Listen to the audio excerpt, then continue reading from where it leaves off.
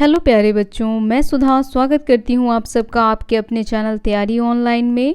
आज की इस वीडियो में हम लेखक गुरदयाल सिंह की आत्मकथा का एक अंश पढ़ेंगे जिसका नाम है सपनों के से दिन, जो लिया गया है कक्षा 10 की हिंदी पाठ्य पुस्तक संचयन भाग 2 से।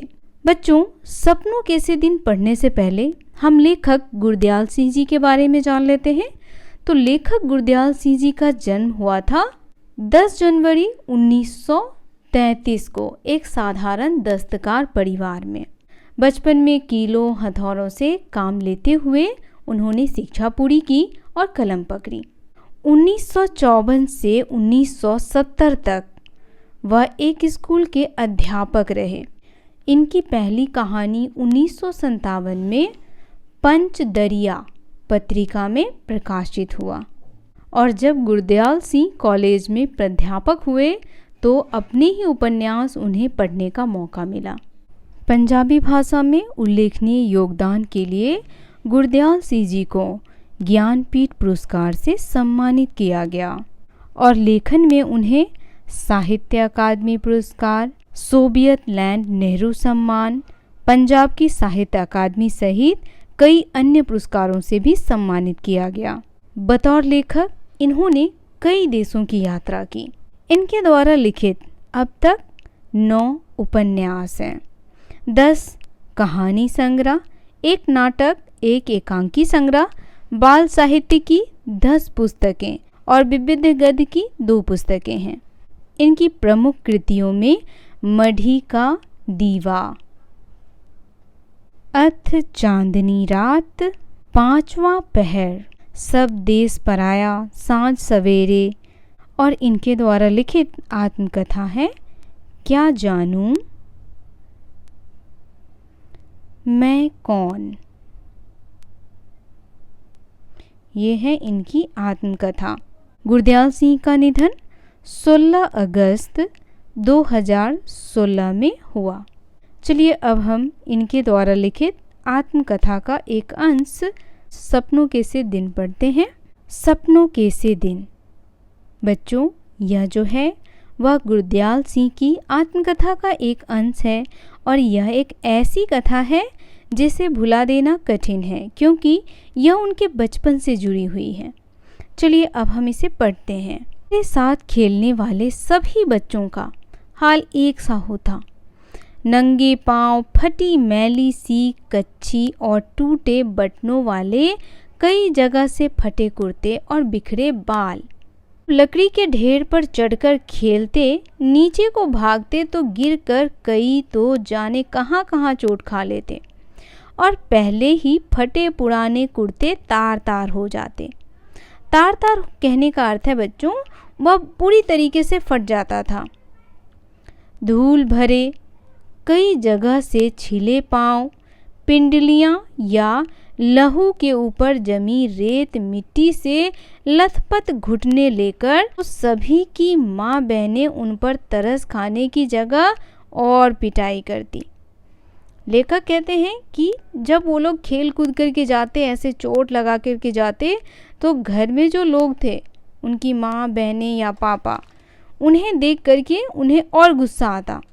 वह उन पर तरस खाना यानी उन्हें प्यार दिखाने की बजाय उनकी पिटाई करते थे। कईयों के बाप बड़े गुस्सैल थे।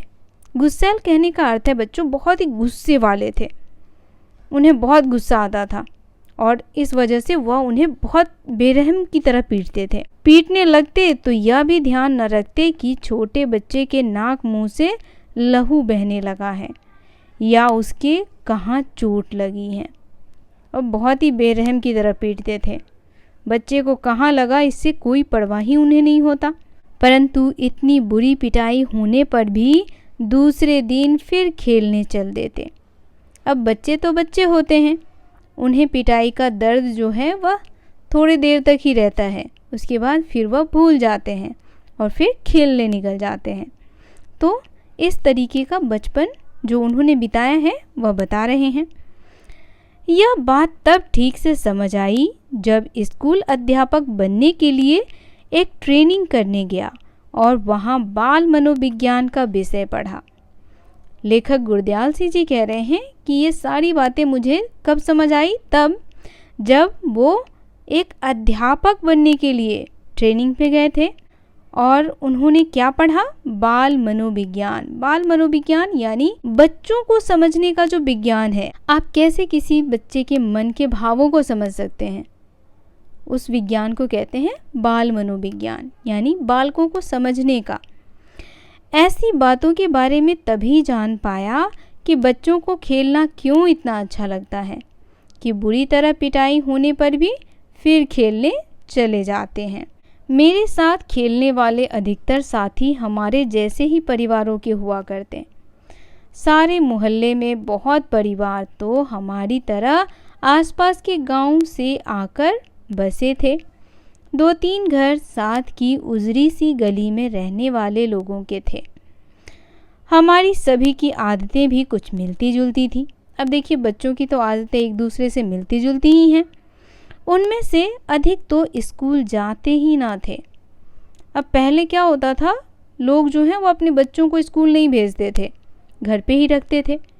कहते थे पढ़ लिख कर के क्या करेगा, इन्हें तो काम ही करना है। जो कभी गए भी पढ़ाई में रुचि ना होने के कारण किसी दिन बस्ता तालाब में फेंक आए और फिर स्कूल गए ही नहीं, और ना ही उनके माता पिता ने ज़बरदस्ती उन्हें स्कूल भेजा ही। यहाँ तक कि परचुनिए आढ़ितिए भी अपने बच्चों को स्कूल भेजना ज़रूरी ना समझते। अब देखिए, परचूनिए यानी जो दुकानदार होते हैं, जो परचून के सामानें बेचते हैं, वह भी ज़्यादा जोर नहीं देते बच्चों की पढ़ाई पे। उन्हें लगता है कि जब उनके बच्चे बड़े होंगे तो वो दुकान ही संभालेंगे जो अभी वो संभाल रहे हैं, इसीलिए वो ध्यान नहीं देते। कभी किसी स्कूल अध्यापक से बात होती तो कहते, मास्टर जी हमने इसे क्या तहसीलदार लगवाना है, पढ़ा लिखा करके क्या हमें बड़ा बनाना है, इसे दुकान ही तो चलवाना है, पढ़े ना पढ़े क्या फ़र्क पड़ता है, इसे बस थोड़ा जोड़ घटाव आ जाना चाहिए ताकि दुकान का काम आराम से कर ले। इस तरीके से वो मास्टर से कहते। थोड़ा बड़ा हो जाए तो पंडित घनश्याम दास से लंडे पढ़वा कर दुकान पर बहियां लिखने लगा देंगे। बहियां लिखने यानी कि खाता लिखने में उसे लगा देंगे। पंडित 6-8 महीने में लंडे और मुनीमी का सभी काम सिखा देगा। वहाँ तो अभी तक अलिफ बे जिम चौ भी सीख नहीं पाया। कहते हैं भैया हमने इसे स्कूल तो भेजा था, लेकिन वहाँ वह बेचारा अभी तक कुछ भी सीख ही नहीं पाया है। ये है हमारे लेखक गुरदयाल सिंह, जो अपनी बचपन की यादों को हमारे साथ साझा कर रहे हैं। चलिए और देखते हैं कि क्या क्या है। हमारे आधे से अधिक साथी राजस्थान या हरियाणा से आकर मंडी में व्यापार या दुकानदारी करने आए परिवारों से थे। जब बहुत छोटे थे तो उनकी बोली कम समझ पाते थे। अब देखिए, सभी अलग अलग जगह के थे तो एक दूसरे की बातों को समझने में थोड़ी परेशानी तो होती ही है। तो लेखक कहते हैं कि जब हम छोटे से थे तो उनकी जो बोली होती है, उनकी जो भाषा होती थी, वो उन्हें समझ में उतना नहीं आता था। उनके कुछ शब्द सुनकर हमें हंसी आने लगती। आप लोग भी अगर देखे होंगे तो कुछ बच्चों की भाषा बोली अलग अलग होती है। उनकी भाषा बोली को सुनकर के कभी कभी हमें क्या आती है, हंसी आती है। उसी प्रकार लेखक को भी आ रही है। परंतु खेलते तो सभी एक दूसरे की बात खूब अच्छी तरह समझ लेते। खेलते समय सभी एक दूसरे की बातों को समझ लेते थे, कोई परेशानी नहीं होती। पता भी नहीं चला कि लोकोक्ति अनुसार ऐ खेडन दे दिन चार कैसे कब बीत गए। हम में से कोई भी ऐसा न था जो स्कूल के कमरे में बैठकर पढ़ने को कैद न समझता हो। भाई, सभी बच्चों को पढ़ना क्या लगता है, बहुत बड़ा बोझ लगता है, लेकिन हमें पढ़ाई करनी चाहिए ताकि हम एक समझदार और जिम्मेदार इंसान बने। लेखक कहते हैं कि पढ़ना कैसा लगता था, बिल्कुल बोझ की तरह। और जब हम स्कूल में जाके कमरे में बैठ के पढ़ते हैं तो कैसा लगता था, कैद की तरह। जब तक छुट्टी नहीं होगी तब तक तो बाहर निकल नहीं सकते। कुछ अपने माँ बाप के साथ जैसा भी था काम कराने लगे। कुछ छोटे बच्चे अपने माँ बाप के साथ उनके कामों में हाथ बटाने लगे थे। बचपन में घास अधिक हरी और फूलों की सुगंध अधिक मनमोहन लगती है। यह शब्द शायद आधी सदी पहले किसी पुस्तक में पढ़े थे, परंतु आज तक याद है। याद रहने का कारण यही है कि यह वाक्य बचपन की भावनाओं, सोच समझ के अनुकूल होगा। परंतु स्कूल के अंदर जाने से रास्ते के दोनों ओर 2 अलियार के बड़े ढंग से कटे छांटे झाड़ उगे थे। अब यहाँ देखिए, आप लोग जब स्कूल जाते हैं तो क्या देखते हैं, स्कूल में चारों तरफ क्यारियाँ बनी होती हैं, उन क्यारियों में फूल और झाड़ियाँ लगी होती हैं।